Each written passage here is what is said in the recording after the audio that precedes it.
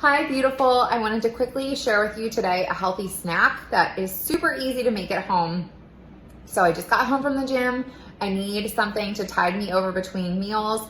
And trail mix is a great option because it not only provides healthy fat, it also has fiber in it and carbs, which is the perfect trifecta, as I like to call it, to keep you full and satiated.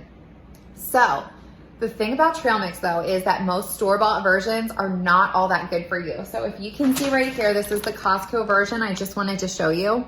Look at all of those ingredients. Like half of those I can't even pronounce. There's all kinds of like food dyes and things in them. Not good stuff.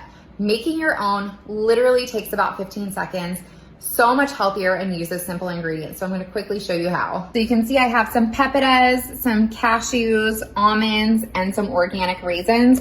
I'm not even going to measure these out. I'm just going to like dump handfuls in here of each, and then I'm going to mix them up. And that's it, you guys. You have your own healthy trail mix. We do have an actual trail mix recipe on the Full for Life website. So if you're looking for a step-by-step recipe, go to fullforlife.com and search trail mix. Cheers to a healthy lifestyle and living full for life.